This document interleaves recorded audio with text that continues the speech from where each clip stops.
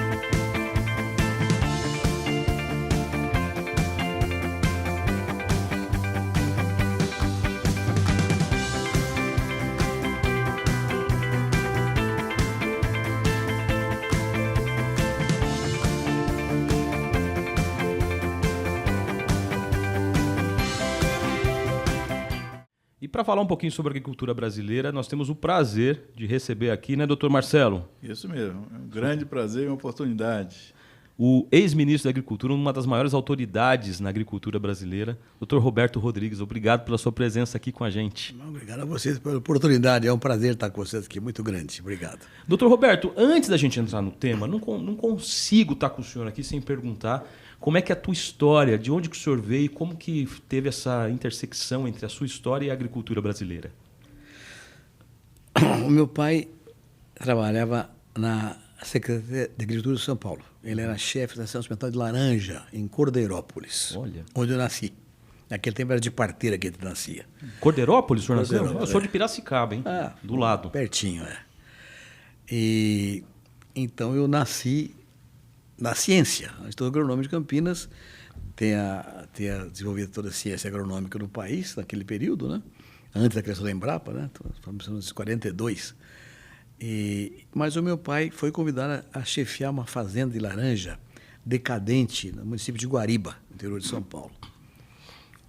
E ele chegou lá nos anos 40, 45, e deu conta que a fazenda era decadente porque o laranjal estava com uma doença chamada tristeza dos citros, que ia acabar com tudo. Nesse tempo, era presidente da República o Marechal Eurico Gaspar Dutra, que permitiu que quem tivesse um equipamento que fazia rapadura, podia botar uma usina de açúcar. Meu pai comprou equipamento e convenceu a família proprietária da fazenda São Martinho, era a família Prado Chaves, eram exportadores de café e laranja, gente importante, famílias tradicionais de São Paulo, a botar uma usina de açúcar. Então, montou a usina de açúcar. Simultaneamente, o pai da minha mãe, que era italiano, faleceu e deixou uma pequena fazendinha para os 4 filhos, minha mãe e 3 tios, os 3 agrônomos, como meu pai também era agrônomo, todos foram em Piracicaba. Na Exalc. Na Exalc. E ele comprou uma fazendinha perto dessa usina que ele montou e acabou terminando a missão dele, foi para a fazenda e virou fornecedor de cana. Era um homem que tinha uma liderança muito grande e era muito visitado por pessoas que cuidavam da agricultura do estado de São Paulo e outros estados também. Eu era menino e ouvia aquelas conversas, eram conversas sempre muito críticas ao fato de que a agricultura era desprezada no Brasil. É uma atividade pouco reconhecida, pouco valorizada nos meios urbanos e também, como reflexo, perante os governos. E que havia muita injustiça contra a agricultura. E eu ouvia aquela conversa o tempo inteiro, muita queixa, muita reclamação. Meu pai era líder rural, era presidente do sindicato rural, de uma cooperativa, eu precisei acompanhar as reuniões, muito menino ainda, sempre ouvindo aquela coisa. E isso foi calando em mim a ideia de que era necessário mudar esse cenário. Então, eu queria ser juiz de direito, para poder ajudar a agricultura na justiça, a ser coisas mais lógicas e mais justas para a agricultura. Mas eu estava já com 17 anos e... Ainda em Cordeirópolis? Não, já morava na fazenda, em Guariba. Né? E já morava lá desde 6 anos de idade. Já estava com 16 para 17 anos e uma prima, que era noiva de um agrônomo recém-formado em Piracicaba, levou o noivo e 2 colegas dele passar um fim de semana na fazenda, na verdade, no carnaval. E eu comecei a conversar com os meninos, jovens agrônomos, recém-formados, e para mim ficou muito claro que a agronomia era muito mais do que eu imaginava que fosse, uma coisa de tecnologia, era muito mais, economia rural, direito agrário, tinha questão ambiental, era muito forte, o leque de alternativa para a agronomia era extraordinário. E acabei decidindo fazer agronomia em Piracicaba. Ah, o senhor é cria da Exalc. Sou formado em 1965, né? Eu faço 60 anos de formado em 2025. Olha que legal. O senhor morou em alguma república lá de Piracicaba? Morei em 2 repúblicas. Primeiro, uma república chamada Pito Aceso. Mas os meus colegas se formaram e eu mudei para outra república, lá no Mosteiro, onde estava o pessoal da minha turma. Sim. Né? E lá me tornei monge, como todos os demais membros do mosteiro. No mosteiro. Olha, você que está me assistindo, eu cometi um grande erro. Eu me apresentei e não apresentei o meu co-host, que é o Dr. Marcelo Barreto, professor da Universidade Federal do Espírito Santo, que eu tenho o prazer de ter como apresentador comigo aqui. Me desculpe, doutor Marcelo, a gente foi tão rapidão assim que... Já estamos juntos.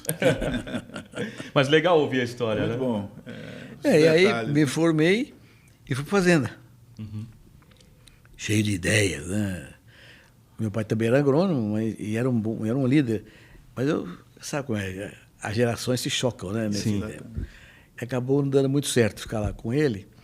Então eu tive um convite para trabalhar em São Paulo com o secretário de Agricultura de São Paulo, Glauco Pinto Viegas. E vim para São Paulo, fiquei um ano com ele aqui na secretaria e os horizontes se alargaram muito, né? E depois disso... Que ano que é isso? 66. 66. E depois disso, era um período da Revolução Militar, né? E o Glauco Pinto Viegas foi secretário de Agricultura do Laudo Natel, que era vice do Ademar de Barros, foi cassado em 66. Então, o Laudo assumiu, trouxe o Glauco para secretário e o Glauco me levou para o gabinete dele. Eu era muito jovem e trabalhava feito um louco, né? Então, fui assumindo posições. Em 67, foi eleito o governador Roberto Sodré, aqui em São Paulo. E meu pai foi convidado para vir capitanear a CAGESP e fundi-la com o CEASA para criar o CEAGESP. Olha. E eu fui convidado para ficar com o secretário de Agricultura da época, que era o Herbert Levy. Meu pai falou, olha, se você quiser ficar, você fica, alguém tem que tomar conta da fazenda. Eu falei, não, eu quero ir para a fazenda. Era recém-casado e tal. E aí iniciei minha vida na fazenda. Era um período muito crítico da produção de cana-de-açúcar no Brasil. Então, acabei entrando numa cooperativa, produtores tinha lá na região. Fundei uma cooperativa de crédito rural. Isso me deu um destaque nessa área também. Me levou a participar da instituição de cooperativismo, sendo finalmente eleito presidente da OCB, a Organização Cooperativa Brasileira, de 85. Filiei a OCB, Aliança Mundial Cooperativa, acabei sendo eleito presidente da Aliança Mundial Cooperativa em 97. E aí fiz toda a nossa vida com 3 vertentes. De um lado, a agricultura, com agronomia. Outro lado, o cooperativismo, que alcancei a presidente da ACI. E um terceiro tema, que era a academia. Logo, fiquei professor da Escola de Jabuticabal, da Agronomia de Jabuticabal, e fiquei lá 34 anos como professor em tempo parcial, fazendo outras coisas e dando aula também sobre cooperativismo, que era a minha cachaça, digamos assim, meu vício. Era o cooperativismo. É até hoje. É mesmo. E como que o senhor história. tem visto Bom, nós somos um dos maiores produtores agrícolas do mundo. Como é que o senhor está vendo o atual cenário da agricultura brasileira? Olha, é uma conversa difícil de dar uma resposta sem fazer colocar o cenário, tá certo? Eu tenho insistido, o Marcelo conhece essa minha visão, eu acho que o mundo está meio bagunçado, né? Não tem liderança planetária, as organizações multilaterais perderam o protagonismo, ninguém liga para a ONU, para a OMC, para a FAO, ninguém liga para mais ninguém. Isso criou uma certa... Até o economista americano fala que estão na era da desordem, né? Com ordem ou desordem, o fato que essa ausência de lideranças, cada um faz o que quer, né? A Rússia invade a Ucrânia, fica por isso mesmo. Uma guerra lá no Oriente Médio, isso mesmo. O presidente da República da América do Sul faz uma eleição fajuta, fica por isso mesmo. Quer dizer, ninguém toma providência. Então, eu acho que está havendo uma erosão da democracia em termos planetários, o que é um risco para a paz universal, né? Mas nesse cenário complicado, sem rumo, tem um fato incontestável. Todo mundo tem que comer. Então, eu digo que o mundo vive hoje assolado por 4 modernos cavaleiros do Apocalipse, que são segurança alimentar, mudança climática, transição energética, desigualdade social. Esses 4 problemas afetam mais ainda a paz e a democracia no mundo todo. Segurança alimentar é óbvio, né? Não há paz onde houver fome. Isso, a história do mundo está prenhe de notícias dessa direção. A questão energética também, a transição é inevitável. O produto fóssil tem que ser substituído, porque ele é altamente emissor de carbono, não serve. A questão climática tem que ser resolvida. Mudanças climáticas, o tema ambiental tem que ser tratado. E gerar emprego com renda, porque não é possível a distância entre ricos e pobres, que só cresce no mundo todo. Então, esses 4 fantasmas têm que ser eliminados. Pode ser que eu diga isso por causa da boca torta com o uso do cachimba, mas eu acho que é o agro que vai resolver isso. Mas qual agro? o agro cinturão tropical do planeta. América Latina, África, subsaariana e parte da Ásia também, porque aqui que tem terra para crescer horizontalmente e a produtividade é baixa. Então, para melhorar muito a produção por hectare nesse período todo. Então, acho que nessa região é que vai haver a revolução que vai matar, entre aspas, esses 4 fantasmas que assolam a humanidade. Mas alguém tem que liderar isso. E eu estou convencido que o Brasil vai liderar isso. Agora entra na tua pergunta. Até agora coloquei o preâmbulo para colocar o cenário da coisa. Porque a agricultura brasileira é a única do mundo inteiro que foi desenvolvida com a ciência tropical sustentável. E os números provam isso à exaustão.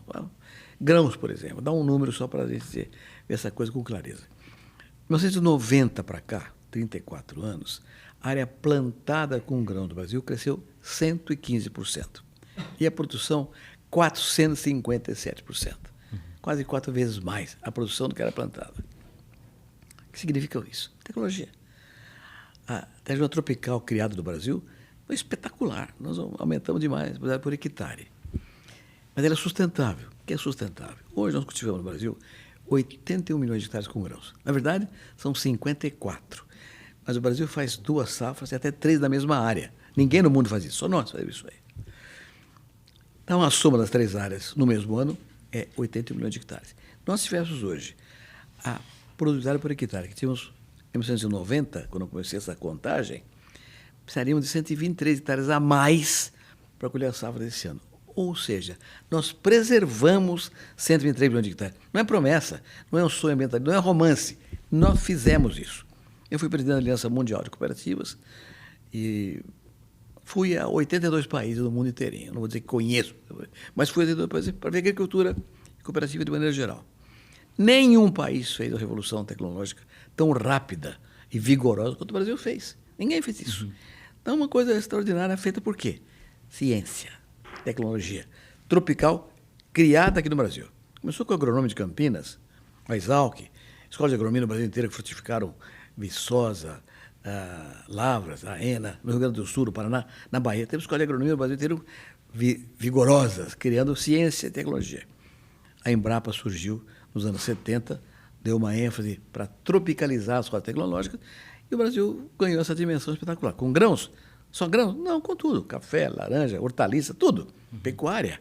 A pecuária de corte, nesse período, cresceu 111%.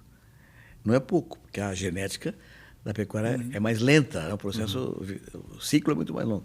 Mas frangos, nós crescemos 535% no mesmo período. Suínos, 360%. É uma coisa fantástica. E mais, árvore plantada. O Brasil desmata, é verdade. Mas nós plantamos já 10 milhões de hectares de eucalipto pinheiro no Brasil, pelo setor florestal, que usa para lenha, ou para madeira, celulose, papel, etc.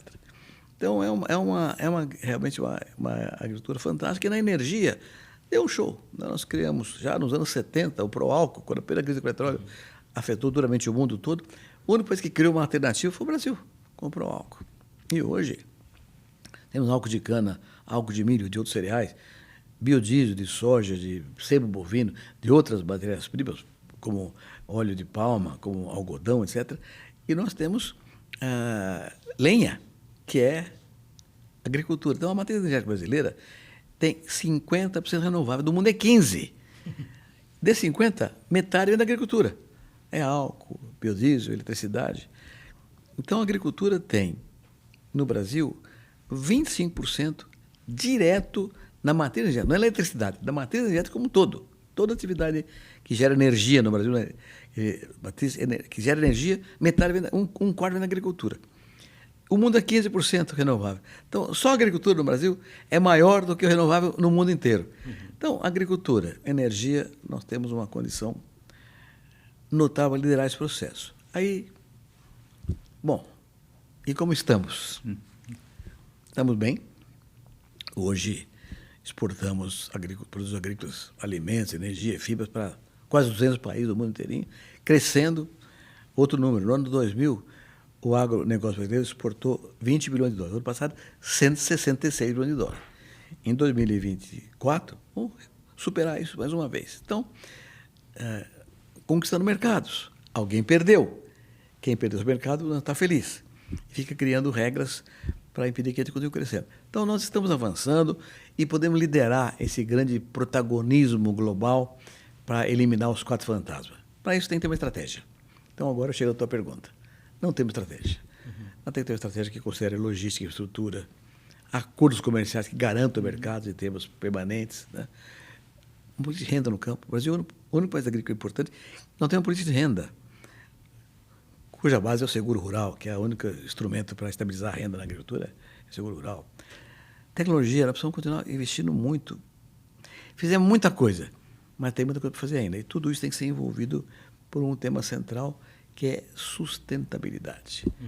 Estamos bem em tudo, mas falta muita coisa para ser campeão mundial da segurança alimentar e energética. É interessante, né? Porque a gente sempre fala assim, nós trabalhamos muito da porteira para dentro, né? E agora nós temos que trabalhar porteira afora. Exatamente. Né? E como é que o sistema cooperativo, por exemplo? Você falou conflitos mundiais e cooperativo é justamente o contrário, né? É a união de povos e pessoas. Como é que esse sistema pode ajudar a gente até a ser, na verdade, o que a gente sabe que poderia ser, um player nessa política global, trazendo soluções para a questão ambiental. Como é que o senhor vê isso aí? Bom, cooperativa, de novo, vou ter que elaborar um pouco. Cooperativa é um instrumento de uma doutrina, que é o cooperativismo, assim como a igreja é uma doutrina, que é o cristianismo. Então, mal comparando, só para a gente colocar o que é a cooperativa. E a cooperativa é uma sociedade de pessoas, não é uma sociedade de capital, é de pessoas. E é uma empresa, como qualquer outra empresa, mas com uma diferença. Ela não busca lucro para ela. A cooperativa é um instrumento, é um meio para gerar renda para o seu associado, para o cooperado. Então, essa é a diferença entre cooperativa e qualquer outra empresa, ela presta serviços para que o seu associado progrida economicamente, materialmente e socialmente também. E ganhou uma dimensão muito importante com a globalização da economia, porque em qualquer setor, mas na agricultura especificamente, cada vez mais a margem por unidade de produto é menor. A concorrência global é muito... Então, a margem por unidade vai diminuindo, de modo que o agricultor faz sua renda na escala. Ora, o pequeno produtor não tem escala, não tem renda, está condenado à morte. Tá. Como é que ele sobrevive? Nos países ricos, com subsídio brutal. Na Europa, Estados Unidos, na Ásia, subsídio brutal. Nós não temos subsídio no Brasil. O Brasil é um país pobre. Então, como é que nós fazemos isso? Na cooperativa. A cooperativa acaba sendo a empresa que faz a escala no conjunto dos seus associados, pequenos, médios e grandes, mas que todo mundo participa do mercado. Então, o cooperativismo é hoje um instrumento absolutamente central para manter a atividade produtiva competitiva inserida no mercado, exportando, importando e participando dos processos comerciais todos. Mais do que isso, a cooperativa faz no coletivo o que eu não posso fazer sozinho na minha fazenda. Sou pequeno, eu não posso ter um armazém, não posso contratar um agrônomo, não posso ter um advogado, não posso ter uma fábrica. A cooperativa faz isso no conjunto. Então, ela leva ao seu cooperado a melhor tecnologia, aquela realmente recomendada para ele, no menor preço possível, porque ela compra em escala e ganha no mercado. Ela dá assistência técnica para que o cooperado faça a coisa certa, na hora certa, de maneira correta, vende a produção ou agrega valor, industrializando, e exporta ou coloca no mercado interno. Então, a cooperativa é um instrumento que transforma o pequeno, que sozinho é um zero, condenado à morte, a um vitorioso no processo articulado. É interessante também, voltando um pouco à tecnologia, eu gostei essa passagem, né, da década de 70, um pouquinho antes, né, da década de 40, né? E você não acha que o brasileiro poderia olhar, por exemplo, um grão de soja de uma forma diferente? Porque é uma commodity, mas quanto de tecnologia embarcada está nesse grãozinho de soja? Olha, Marcelo, essa coisa que você coloca realmente é sensacional, né? São milhões de dólares, bilhões de dólares investidos para criar uma variedade de soja, né? Ciência, genética, tecnologia, inteligência artificial. O que entra hoje numa geração de tecnologia é um negócio impressionante. Ninguém valoriza isso, né? valoriza o chip do computador, que é muito mais Exatamente. barato do que uma semente de soja. Exatamente. Para fazer, tá certo? E tem muito menos tecnologia do que uma semente de soja. Exatamente. Né? É. Olha isso. Mas é um tema que precisa ser comunicado adequadamente. Por isso que a gente quer trazer esses temas, né? A tecnologia, porque a gente uma vez um rapaz falou comigo, um profissional liberal, né? Falando assim, não, porque a gente importa chip da China e exporta soja, como se fosse... Aí eu falei assim, você está enganado. Eu chamaria a soja de uma commodity tecnologizada, não é isso? Tudo, né? Tudo, né? Milho há 50 anos atrás, o Brasil há 50 anos atrás importava 30% nós consumíamos. Importava arroz, importava leite, importava tudo. Não. Os militares falaram, não é possível para desse tamanho importar comida. E criamos então aquela aventura para o Centro-Oeste extraordinária que o Brasil fez. E é outro desafio tecnológico, né? O que o pessoal vê hoje, o Cerrado produzindo, eu sou da época que o Cerrado não servia para nada, né? Bom, olha, meu pai era agrônomo, meu pai era um bom agrônomo. Eu comprei uma fazenda de Cerrado em 73, um pedacinho de terra. Corajoso. Ele falou, meu filho, você é um louco. Cerrado nem dado e nem herdado. Olha só, era o conceito há 50 anos atrás. Né? 73 era isso mesmo. O que virou o Cerrado? É o Maracanã, onde vai ser jogada a Copa do Mundo da Alimentação, né? A Copa do Mundo da Comida. Nós vamos ganhar essa Copa do Mundo. Ninguém tem o Cerrado que nós temos. Agora, o senhor que viu o passado, viveu o presente e tem essa visão tão bacana do futuro, por que tem esse preconceito, essa visão tão tacanha em relação ao agricultor, ao pequeno agricultor? O Jeca, né? Uma já deu uma resposta. Né? O Monteiro Lobato, que é um grande escritor brasileiro, nacionalista, chamava o agricultor de Jeca Tatu. Criou a imagem de que o agricultor era um cara atrasado. Né? Isso acabou. Hoje o agricultor hoje a elite da tecnologia brasileira está na agricultura. Mas eu vou contar uma história e acho que isso dá uma resposta para a tua pergunta. O que aconteceu? Olha, há uns 10 anos mais ou menos, eu assisti um programa de televisão em que a Catherine Deneuve, uma grande atriz francesa, uma diva do cinema mundial francesa, ganhou o maior prêmio do cinema europeu, chama Molière Awards. Quem quiser ver isso está na internet, encontra esse negócio lá. E ela dedicou o prêmio dela aos agricultores franceses. Um repórter, mas como? Uma deusa do cinema, dedica prêmio de cinema para agricultor? Que é isso? Ela falou, como é que a senhora acha que eu estou viva? Quem me alimenta? Quem me veste? Quem me perfuma? Quem me calça? São agricultores franceses. Então eu devo a minha vida a eles. Portanto, esse prêmio é dedicado a eles também. Eu achei aquilo maravilhoso, que coisa extraordinária. E eu tinha uma posição de liderança rural, fui presidente de várias entidades de classe, da agricultura, OCB, Rural Brasileira, BAC, e eu tinha sempre essa briga com o setor urbano, Osmar. Por que vocês desprezam a gente? Vocês são ignorantes, vocês não sabem. É uma bobagem brigar. E essa coisa da Catherine Deneuve me deu a verdadeira grandeza do processo. Eu sou produtor rural. Quando eu planto uma semente de soja, o Marcelo falou aqui, aquela semente de soja é fruto de uma pesquisa, ciência, muita ciência daquela, para ser adequada ao solo que eu tenho, ao clima que eu tenho, à topografia que eu tenho. Então, ela é uma coisa muito especializada. Né? Quem faz aquilo? É um cientista, formado onde? Numa universidade urbana. Portanto, se não tem a cidade, não tem a universidade, não tem o cientista, tem uma semente de soja. Quem fabrica plantadeira, caminhão, trator? Fábricas urbanas. Quem fabrica defensivos, fertilizantes? Fábricas urbanas. Quem dá o crédito rural? Bancos urbanos. Não seguro. Seguradora urbana. Quem constrói estrada? Construtoras urbanas. Ou seja, sem a cidade, eu não existo. A cidade é que me proporciona os bens e serviços que me permitam plantar, cuidar e produzir. Então, o produtor rural não existe sem a cidade. Mas ele planta, trata e colhe. Vai para onde a produção dele? Vai para uma fábrica de alimentos, fica na cidade, é urbano. Vai para o supermercado, que é urbano. Vai para um porto, que é urbano. Ou seja, ele não vive, ele não pode plantar sem a cidade, ele não pode vender sem a cidade. E a cidade morre de fome e nua sem ele. Portanto, o urbano e o rural são duas partes do mesmo corpo, que é a sociedade de um país. No caso do Brasil, no Brasil. Você vai nos Estados Unidos hoje, num sábado à noite, tem uma festa em Nova York, um jovem de 20 anos está com sapatão, botina, chapelão, fivela, ele tem orgulho da sua origem rural. Aqui essa coisa não existe. Então, a tua pergunta é muito importante, porque uma democracia, como é o Brasil, felizmente, ainda é uma democracia, políticas públicas são decididas se a maioria da população ou sim a desejar. O Brasil hoje é 85% urbano, é 15% rural a população. E a população urbana não tem essa visão da agricultura que a Catarina Denente fala, quando é que eu tenho uma atriz linda brasileira dizendo que a agricultura é a razão dela estar viva, né? Então, acho que falta essa cultura, esse conhecimento. Não é informação, não é aula. É uma coisa cultural. É um namoro, né? Que tá precisando namorar, né? O campo com a cidade. É uma coisa que tem que entrar na formação cultural. Né? Graças a Deus temos agricultores.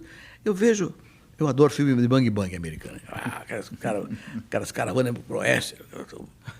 Rock Hudson, Kirk Douglas, Michael Douglas. Cheio de soldado. Para que o soldado? Para matar índio. Né?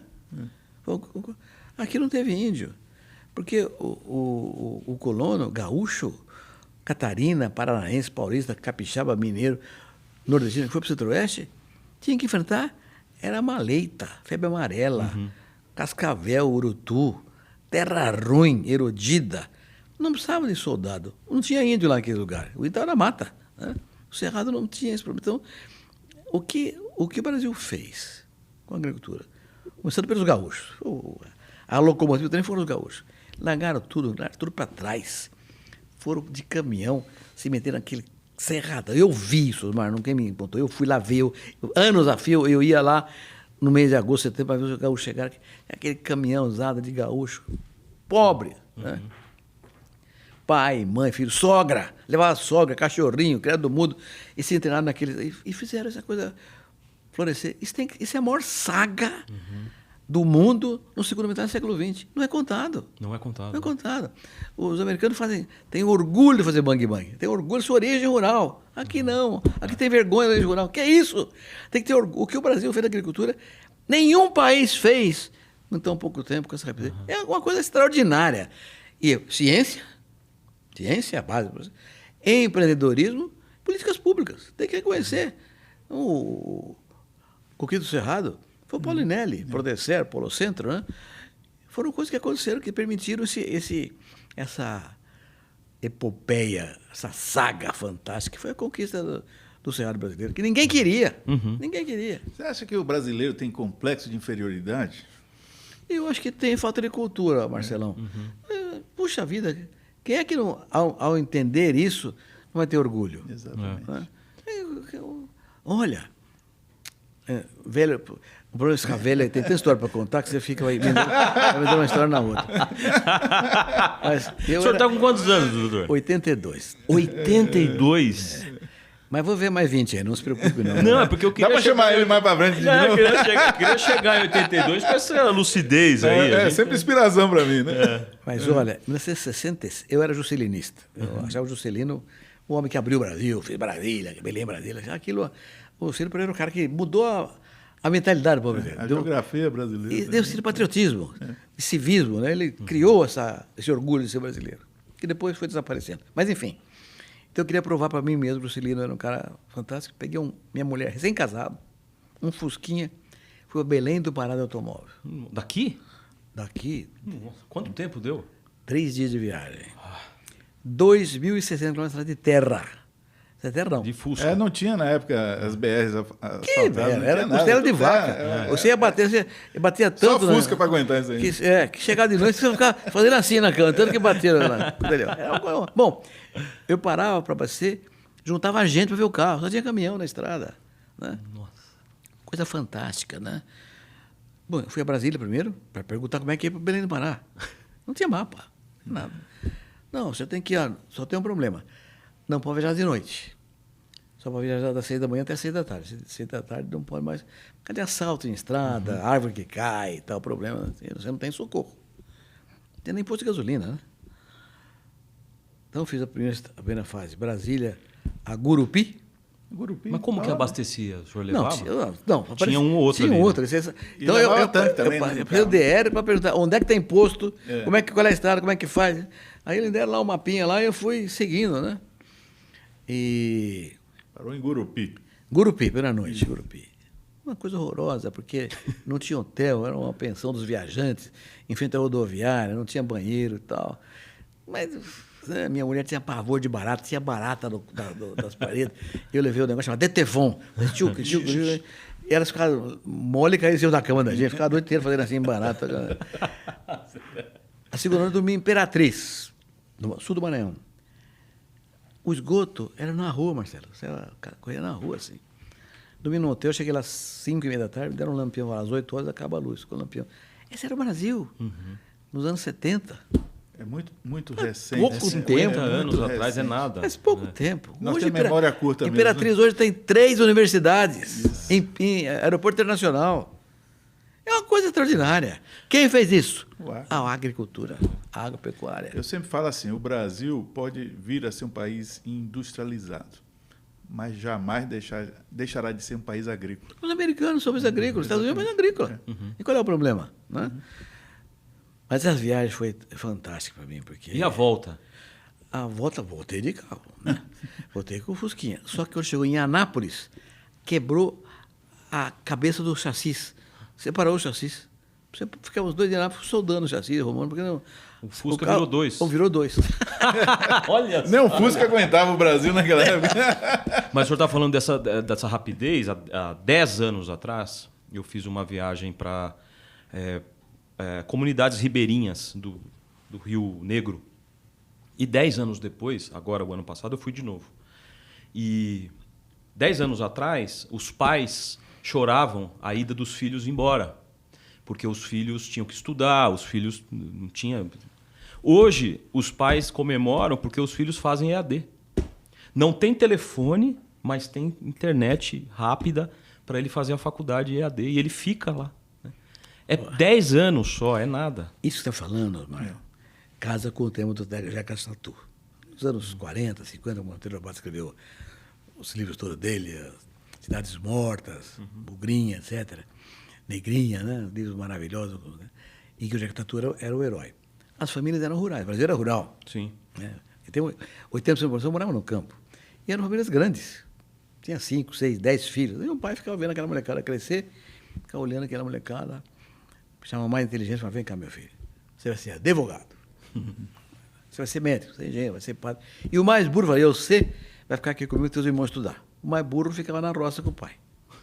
Então era uma situação negativa.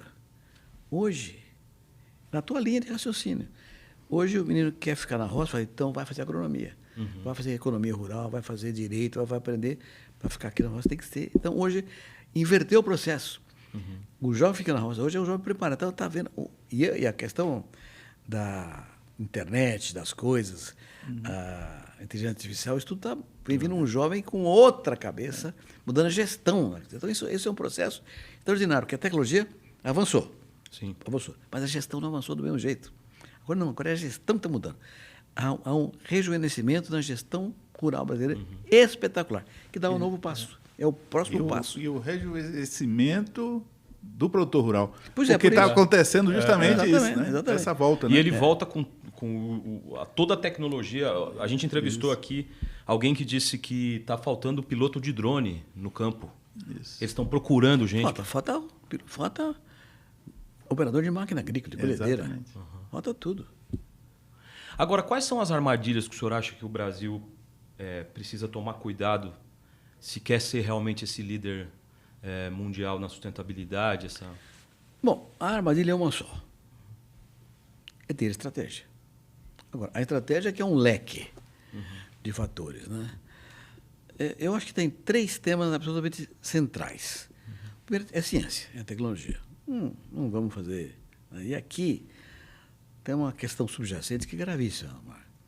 Você não faz um país sem ciência. Faz ciência sem cientista.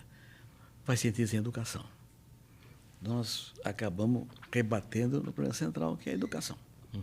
A alfabetização no Brasil é muito ruim. As escolas não temos professores formados para criar essa coisa, essa imagem de um país progressista, avançado, sustentável. Falta educação. Primeira coisa. Segunda coisa. Então, a tecnologia ligada à educação. Segunda coisa é acordo comercial. nós explodimos o crescimento. O que aconteceu com o Brasil nesses últimos 20 anos? Espetacular. Os números são assombrosos. Ninguém fez isso que nós fizemos. O que foi? Duas coisas. Nós tivemos tecnologia, produto rural corajoso e políticas públicas, algumas que aconteceram, que permitiram esse salto. Mas a quarta coisa muito melhor é o mercado que abriu lá fora. O consumo cresceu. Hoje, a renda per capita dos asiáticos é o país que mais cresce do mundo, são os países asiáticos. A população que mais cresce do mundo é na Ásia. Então, hoje o comércio é a Ásia. China, Índia, Indonésia. Precisa de gente para comer, está lá, né? E crescendo. E com dinheiro, né? Então, esses 4 fatores, mercado lá fora, terra, gente, políticas públicas, com tecnologia, permitiram que o Brasil desse salto. 4 fatores persistem. Mas, ao conquistar mercados com a rapidez e grandeza como fizemos, muita gente foi afetada. A gente perdeu o mercado. Em quem perdeu o mercado, está criando mecanismos para impedir que a gente continue crescendo e querendo que a gente diminua. Então, a Europa, por exemplo, tem esse tema do Green Deal europeu, né? Que é uma coisa inteligente, né? Usando o meio ambiente como argumento. Todo mundo defende o meio ambiente, ninguém é contra o meio ambiente, mas usando o meio ambiente como argumento, eles dizem que o Brasil desmata, né? E, portanto, nós estamos produzindo comida na área desmatada. O que é mentira, né? O desmato é verdade. O Brasil tem problemas, não só na agricultura. Desmatamento ilegal é crime, tem que ser punido. Invasão de terra é crime, tem que ser punido. Garimpo ilegal, incêndio criminoso. Então, o nosso problema é a ilegalidade. É o bandido que está impune. É um problema criminal e não de agricultura. Isso tem que ser colocado. Né? Mas o concorrente... É esperto, né? Ele sabe, mas mistura estação. É. E o consumidor que está lá no supermercado, vai lá, não, essa carne foi produzida na Amazônia, desmatada por agricultura. Então, cria uma antipatia e cria uma política, que é o tema do Green Deal, para, usando o argumento... É hipócrita, né? Mas estão se defendendo, eles estão errados, eles estão certos. Então, nós temos que ter a nossa política. Uma política de, primeiro, acabar o que é ilegal. Senão, você não adianta... Eu sou sustentável, sou, mas daí? É legal. Não, eu não sou ilegal, mas alguém é ilegal e mistura estação. Tem que acabar com o ilegal. Essa é a primeira coisa. Mas aí, mostrar a exaustão que nós sabemos aqui. Nós, hoje, em termos de descarbonização, ninguém é igual a nós. O boi emite o metano com arroto. É verdade. Mas um pasto bem formado sequestra muito mais carbono que o arroto do boi. Então, é mostrar a verdade da tecnologia. A soja é carbono neutro. Né? Então, nós temos que mostrar que o Brasil está fazendo questão energética fantástica. A matriz de energia brasileira é um negócio extraordinário. As pessoas sabem,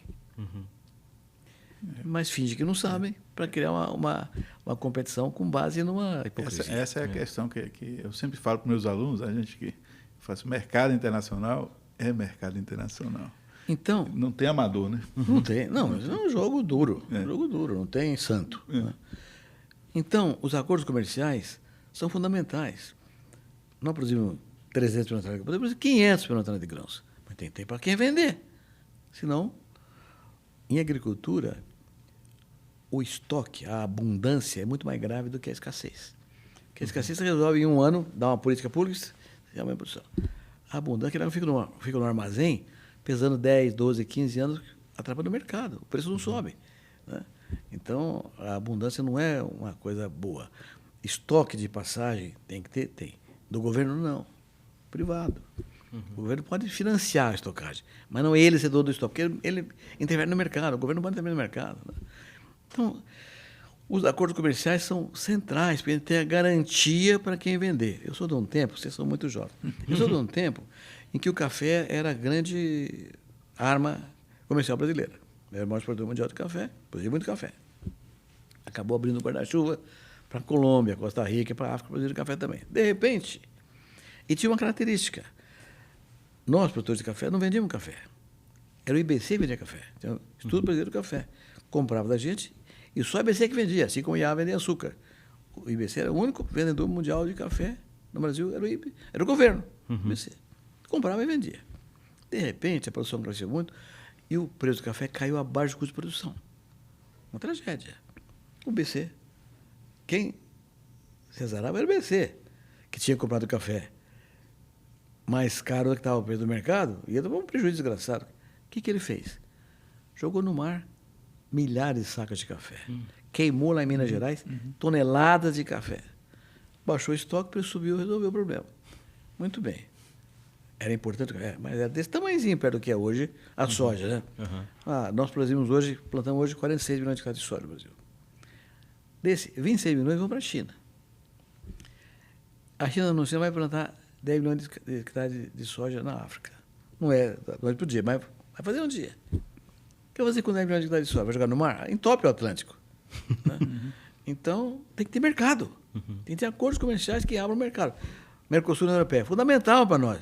Está há 10 anos patinando, não resolve, porque os europeus ficam criando dificuldades lá. Sim. Então, o que nós temos que fazer é uma diplomacia de resultados, eficiente, comercial, na linha do que o Marcelo colocou aqui. Mercado não é um negócio para você chegar lá, oi, meu amor. Não tem amor, não. Mercado é preto no branco, é bruto. Tem que ganhar, não tem empatar. Mercado não é ganha ou ganha. Se não ganha, morre. Exatamente. Então, tem que ter acordos comerciais que garantam essa condição fundamental. E a renda, né? A renda é uma base central. Eu quando, não quero falar de mim, mas quando fui ministro da Agricultura, eu criei o Seguro Rural e os títulos do agronegócio e as cooperativas de crédito. Para quê? Para independizar o Brasil agrícola do Banco do Brasil, do governo. Né? O Seguro Rural é o único instrumento que estabiliza a renda em qualquer lugar do mundo. O Brasil, eu criei o Seguro Rural em 2003. A primeira coisa que eu fiz no ministro da Agricultura foi criar o Seguro Rural. Já faz 21 anos. Não tem 10% da agricultura segurada no Brasil. Por quê? Porque o governo não faz a parte dele. Né? Então, o Rio Grande do Sul, aquela violência, se tivesse seguro lá, tinha resolvido o Rio Grande do Sul. Não precisa de ajuda do governo, não. Não, essa seca louca que tiver agora com o El Ninho aqui no Brasil, quebrou um monte de gente. O seguro resolveu o problema. Né? Essa era uma pergunta que eu ia fazer. O senhor foi ministro. É possível trabalhar sem que o sistema sufoque você? É possível. Mas não é mole. Né? Não é mole.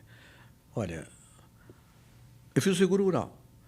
E os títulos do agronegócio, LCA, GRAS, LCA, que hoje representam 60% do financiamento da agricultura.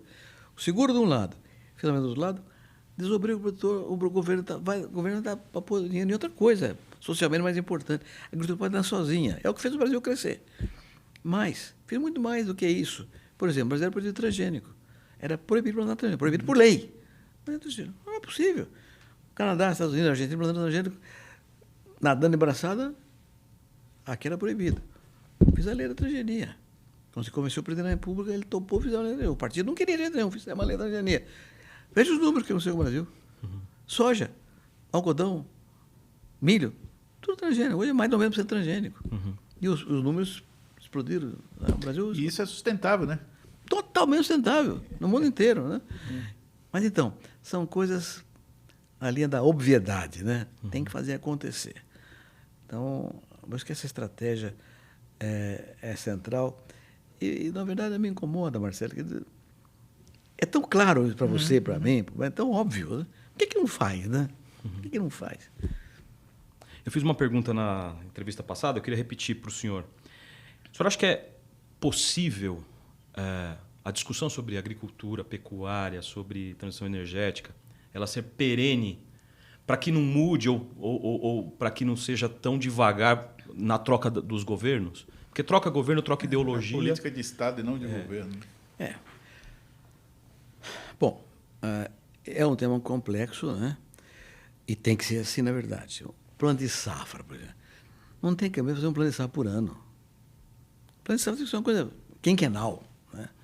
Você tem uma visão de longo prazo, para desdobrar o investimento. Você vai fazer um plano de uma máquina agrícola dura 20 anos. Um financiamento para uma máquina é 10 anos de prazo para pagar. Então, se comprar uma máquina agrícola, tem que ter uma clareza do que você vai usar esse negócio nos próximos 10, 15, 20 anos. Né? Então, tem que ter uma visão estratégica. Por isso que o plano de safra tem que ser um plurianual, pelo menos quinquenal. Que você vai ajustando ano a ano, mas quinquenal. Né? Como é nos Estados Unidos, né? Como é no mundo inteiro.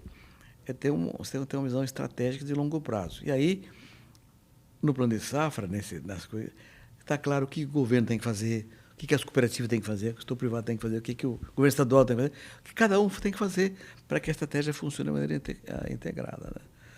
Então, a tua pergunta é relevante e a resposta é sim. Tem que haver um pouco mais de constância. E aí, é muito relevante que a máquina pública seja duradoura, né? Trocar o ministro da Agricultura é importante? Mas não é fundamental. Então é que a burocracia no Ministério da Agricultura funciona. O Ministério da Agricultura no Brasil é fantástico. Tem gente de uma competência espetacular. Qualquer ministro que esteja lá com boa vontade triunfa. O Fávaro fez um belo trabalho no Ministério da Agricultura. Um belo trabalho. Porque ele tem uma equipe boa. A Agricultura é gente bem formada, tecnicamente bem construída e que conhece o resto do mundo. Sabe como é que tem coisa? E que a questão tropical tem que prevalecer. Então, consegue fazer um bom trabalho. Mas o governo não tem a mesma constituição ideológica, digamos assim. Então, não adianta nada ter um belo ministro da Agricultura se o governo não acompanhar. Por quê? Porque acordo comercial é o que faz o Itamaraty na Ministério da Agricultura. A questão da indústria, a Ministério da Transformação e de insumos é o Ministério da Indústria e Comércio. A questão ambiental é o Ministério do Meio Ambiente.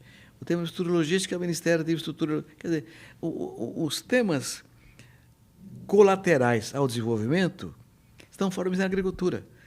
O Ministério da Agricultura tem que ser, acima de tudo, ter uma paciência para dialogar com todo mundo. O senhor experimentou isso, eu acompanhei. Eu digo, botaram um grande ministro, mas botou ele travado, né? Mas deu certo. Mas deu certo. Porque conversa, conseguimos fazer. E é conversa assim mesmo, né? Você tem que provar, né? Olha, a transgenia é bom. Olha, isso é uma coisa curiosa, né? Eu não gosto de falar de mim, mas é para exemplificar, tá certo? Assumi o Ministério da Agricultura em janeiro de 2003. O que tinha acontecido em 2002? O preço do milho era tão ruim que ninguém plantou milho. O preço do milho era tão barato que todo mundo criou mais frango e porco. Então, você viu a dicotomia do agro, né? Ninguém plantou milho porque o milho era muito barato. Todo mundo criou frango e porco porque o milho era barato. Resultado, chegou em janeiro de 2003 e não tinha milho. E estava cheio de pintinho e leitão morrendo de fome. Não tinha milho no Brasil e não podia importar porque transgênico é proibido. Só tinha milho nos Estados Unidos e na Argentina, que era transgênico. Não tinha milho. E o que aconteceu? Uma tragédia. Eu recebi, todo dia vinha o cara do Ceará, do Pernambuco, do Rio Grande do Sul, não tem milho. Como é que vai fazer? Inventei a safrinha. Já existia no Brasil o conhecimento técnico que dá para fazer 2 safras, uma de soja e uma de milho. Mas era pequenininho. Chamei a turma e falei, olha aqui, vamos botar um programa para reinventar o balão. Né? Preço bom para mim, vamos comprar milho barato, vamos botar milho bom para o milho, preço melhor, tal coisa, financiamento barato e tal. Fazíamos 12 milhões de toneladas de milho em 4 meses. Acabou o problema, alimentou todo mundo. Virou, e hoje a safrinha, que era safrinha, hoje é o safrão. Hoje 75% do Brasil é safra de inverno. Nasceu lá, por acaso. Quer dizer, a tecnologia existia. Circunstancial, né? Na verdade, existia a tecnologia, mas ninguém tinha a prática, né? Ficou provado que era possível fazer. Então, é preciso ter essa estratégia de longo prazo. A tua pergunta é importante. Tem que ter uma estratégia plurianual. Você define um rumo. Obviamente, o mundo é mutante, né?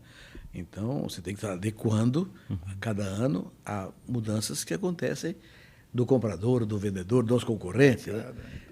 Mas a linha dorsal tem que ser uma. Por isso, a burocracia em cada ministério tem que ser permanente. Muda o ministro, muda, mas não muda o corpo místico. Sim.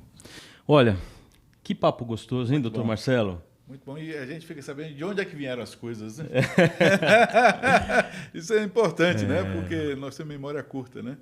Não, e é bom quando alguém traduz numa linguagem fácil, gostosa, afetiva, conceitos mais complicados, né? Complexos. E queria agradecer ao senhor por essa disposição, por uma disposição de vida, porque dá para ver no olhar do senhor que o senhor gosta do que faz, né? E também pela disposição de estar aqui com a gente. Muito obrigado, viu, ministro? Eu que agradeço, Marcelo também. E eu acho que esse trabalho de vocês vai ajudar a realizar um sonho. Eu sonho que o Brasil seja o campeão mundial da segurança alimentar e energética e, portanto, campeão mundial da paz. Eu acho que o maior desafio da humanidade hoje é a paz universal. E se nós conseguirmos ser os campeões mundiais da paz, que futebol, é a paz da humanidade. Então, tem que falar sobre isso. Tem que falar sobre isso. Eu sou muito grato a vocês por me dar essa oportunidade, porque eu até Desculpa, mas eu me emociono com isso, porque eu sei que é possível. Que nós podemos alcançar essa taça mundial da paz. Então tem que lutar. E lutar junto. Para que todo mundo queira ser campeão da paz. Vamos ser? Vamos ser. Vamos ser. Obrigado por você ter ficado até agora com a gente. Espero que você tenha sido abençoado como a gente foi aqui, com a presença do ministro. E até o próximo episódio do MACCast AgroMais.